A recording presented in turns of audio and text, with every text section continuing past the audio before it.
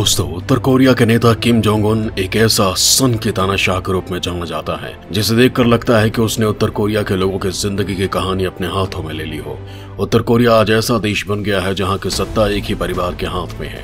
यहाँ की जनता न तो अपनी मर्जी से अपनी बात रख सकती है और न ही अपने मन मुताबिक कोई काम कर सकती है। उत्तर कोरिया की पूरी जनता पर किम जोंग की सरकार की मानो एक कड़ा प्रहार है।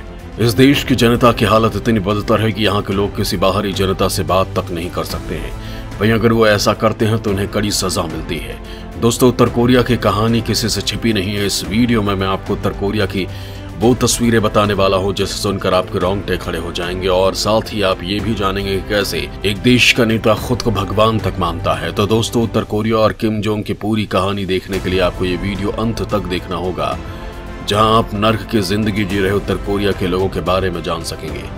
दोस्तों, उत्तर कोरिया के तानाशाह किम जोंग उन के बारे में शायद ही आज कोई ऐसा होगा जो ना जानता होगा। किम जोंग एक ऐसा सन की तानाशाह है जो खुद को पूजने की बात करता है, जो खुद को सबसे ऊपर मानता है। उत्तर कोरिया का शैतान कहलाने वाले किम जोंग के लिए कहा जाता है कि वो अपनी खुशी के लिए लोगों से तब तक ताली बजवाता है जब तक कि उनकी हथेलियों पर छाले न पड़ जाए।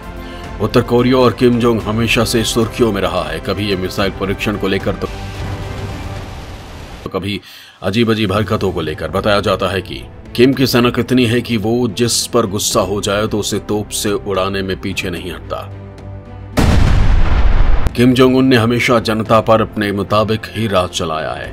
यहाँ आपको बता दें कि 2011 में किम ने अपने पिता किम जोल इल की मौत के बाद कार्यभार संभाला था। नॉर्थ कोरिया के लोगों के लिए वो एक राजनेता नहीं बल्कि उससे कहीं ज्यादा अहमियत रखता है।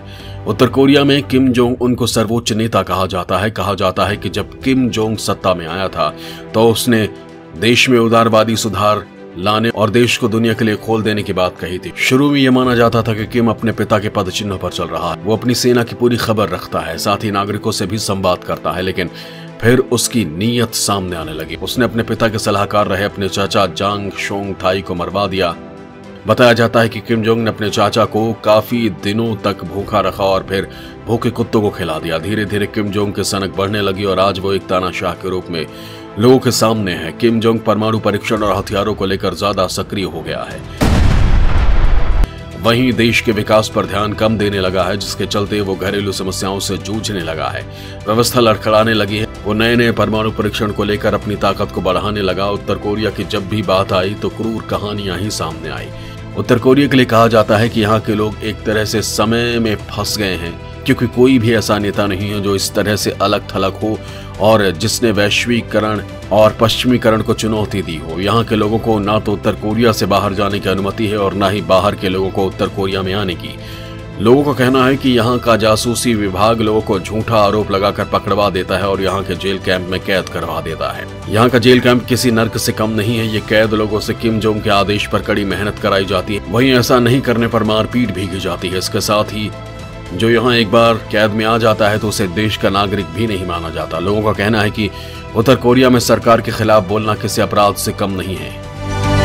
वहीं जो ऐसा करता है उसे कड़ी सजा मिलती है और सजा के तौर पर कई बार मौत भी मिलती है। उत्तर कोरिया में लोगों को अपनी मेहनत का पैसा नहीं मिलता है, वो पैसे भी किम जोंग के पास जाते हैं। यानी कहा जाए तो उत्तर कोरिया के लिए किम जोंग किसी शैतान से कम नहीं है। 1990 के दौरान यहाँ भुखमरी के हालात इतने बन गए थे कि लाखों लोग भूखे ही मर गए थे। वहीं यहाँ की सरकार ने लोगों की मदद के लिए कुछ भी नहीं किया। इस भुखमरी के कारण यहाँ कालाबाजारी काफी बड़ी मात्रा में फैल गई थी, लेकिन सरकार ने इसके लिए खिलाफ कुछ भी नहीं किया, क्योंकि उनका मानना था कि कालाबाजारी रोकने के लिए भुखमरी के शिकार हो जाएंगे। इसके साथ ही जब पूरी दुनिया में करीब करीब सभी देश कोविड-19 की वजह से महंगाई, बेरोजगारी और खाद्य संकट से गुजर रहे थे, तब उत्तर कोरिया ने चीन से लगती उसकी सीमा बंद कर दी थी। यहाँ का तानाशाह किम जोंग ने भुखमरी से जूझ रही जनता के जख्मों पर नमक छिड़कने का काम किया। तानाशाह किम ने खाने की कमी दूर करने के बजाय अपने नागरिकों को कम खाना खाकर जिंदगी चलाने की आदत डालने की सलाह दी और ऐसा उनको अगले 3 साल तक करने का आदेश तक दिया गया। किम ने ऐलान किया कि चीन की सीमा 2025 में जब खुलेगी तभी वहां खाने का संकट खत्म हो जाएगा। उत्तर कोरिया के सरकार के मुताबिक किम कम्युनिज्म के सिद्धांत को मानता है। हालांकि लोकतांत्रिक देश उत्तर कोरिया किम जोंग उन को एक तानाशाह के रूप में देखता है। उत्तर कोरिया एक ऐसा देश है जहां किसी भी धार्मिक विश्वास और गतिविधियों का नहीं माना जाता है। यहाँ 3 क्रिश्चियन चर्च हैं और प्योंगयांग में एक मस्जिद, लेकिन बहुत कम ही लोग यहाँ धार्मिक क्रिया में भाग लेते हैं। इसके साथ ही उत्तर कोरिया में एक छोटा सा समुदाय है जो बौद्ध और ईसाई धर्म में विश्वास करता है। इनका हिस्सा देश में कुल आबादी में 5% से भी कम है।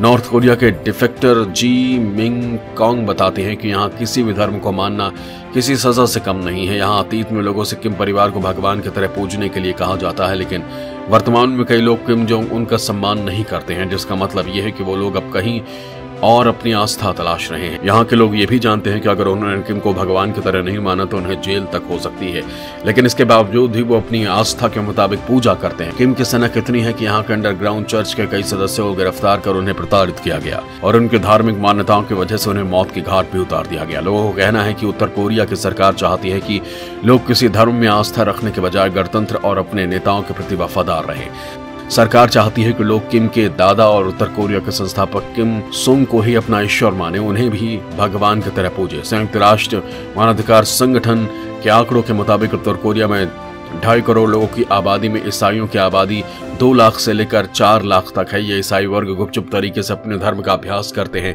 बताया जाता है कि उत्तर कोरिया में क्रिसमस के खिलाफ दशकों से अभियान चल रहा है और किम इस परंपरा का लंबे समय से पालन कर रहे हैं। वो नहीं चाहते कि यहाँ की जनता चर्च जाए और प्रभु ईसा को माने। उत्तर कोरिया ईसाइयों के लिए सबसे बुरी जगह मानी जाती है। 2016 में यहाँ क्रिसमस के जश्न पर प्रतिबंध लगा दिया गया था। क्रिसमस मनाने के बजाय किम जोंग उन ने लोगों से अपनी दादी किम जोंग सुंग का जन्मदिन मनाने का निर्देश दिया, जो 1919 में क्रिसमस पर ही पैदा हुई थी। नॉर्थ कोरिया के एक डिफेक्टर जी मिंग कांग के मुताबिक उत्तर कोरिया के धर्म का अलग प्रोपेगेंडा है। इस प्रोपेगेंडा में बताया जाता है कि किम सुंग के विचारधारा से ही अमरता हासिल हो सकती है। मौत के बाद आपका शरीर खत्म हो जाएगा, लेकिन राजनीतिक जीवन हमेशा अमर रहेगा।